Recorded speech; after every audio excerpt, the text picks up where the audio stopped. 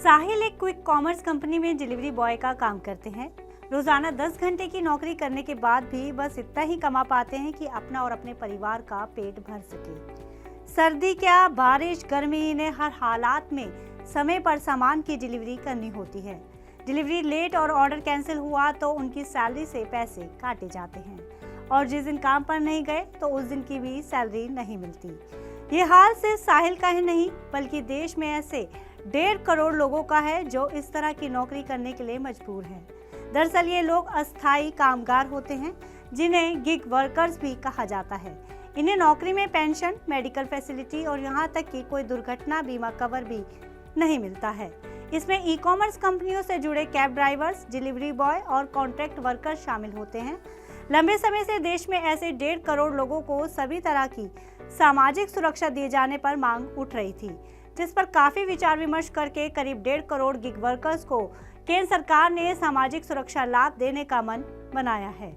केंद्रीय श्रम एवं रोजगार मंत्रालय की तरफ से गठित कमेटी ने सभी पक्षों से विचार विमर्श करने के बाद मसौदा तैयार कर लिया है, जिसे जल्द ही सरकार को सौंप दिया जाना है। सूत्रों का कहना है कि कमेटी और मंत्रालय इस पक्ष में है कि काम के बदले भुगतान के आधार पर रखे गए कर्मचारियों को संगठित क्षेत्र से जुड़े कर्मचारियों की तरह ही सामाजिक सुरक्षा से जुड़े लाभ दिए जाए।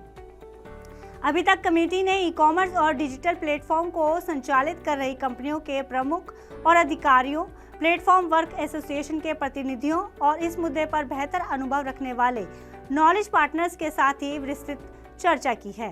वर्क एसोसिएशन ने सामाजिक सुरक्षा के लिए कर्मचारी भविष्य निधि यानी ईपीएफओ से जोड़े जाने, दुर्घटना की स्थिति में आकस्मिक मृत्यु या हैंडीकैप की स्थिति में परिवार एवं स्वयं को एकमुश्त वित्तीय सहायता का लाभ दिए जाने जैसी प्रमुख मांगे रखी गई थी।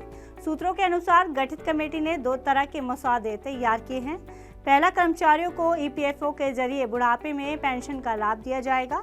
दूसरा, सरकार द्वारा संचालित आयुष्मान भारत जन आरोग्य योजना के तहत कर्मचारी को निःशुल्क स्वास्थ्य सेवा का लाभ दिया जाए।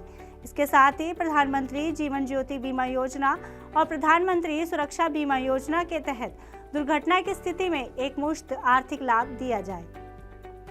जीवन ज्योति योजना के तहत 436 रुपए का सालाना प्रीमियम देने पर संबंधित व्यक्ति की किसी भी कारण से मृत्यु होने पर एकमुश्त 2 लाख रुपए की आर्थिक सहायता प्रदान की जाती है। जबकि सुरक्षा बीमा योजना के तहत सालाना 20 रुपए का प्रीमियम जमा करने पर किसी दुर्घटना के समय मृत्यु अथवा अपंग होने पर 2 लाख रुपए की आर्थिक सहायता प्रदान की जाती है। इन तमाम फैसलों को लागू किए जाने की स्थिति में कर्मचारियों की जेब पर कोई वित्तीय बोझ नहीं पड़ेगा, क्योंकि सामाजिक सुरक्षा संहिता 2020 में स्पष्ट उल्लेख किया गया है कि कंपनी अधिनियम 2013 के तहत कॉर्पोरेट सामाजिक उत्तरदायित्व निधि में योगदान देगी। उन्हें सोशल वेलफेयर के लिए 1 से 2% तक का योगदान करना आवश्यक होगा, जिसका इस्तेमाल कर्मचारियों को सामाजिक सुरक्षा प्रदान करने पर किया जाएगा। स्कीम के तहत उन्हें लाइफ इंश्योरेंस कवर, दुर्घटना बीमा, स्वास्थ्य समेत कई फायदे केंद्र सरकार द्वारा निर्धारित किए जाएंगे।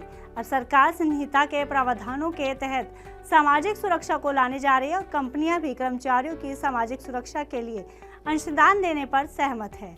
ऐसे में ये खबर साल जाते जाते देश में गिग वर्कर्स के लिए काफी राहत लेकर आई है।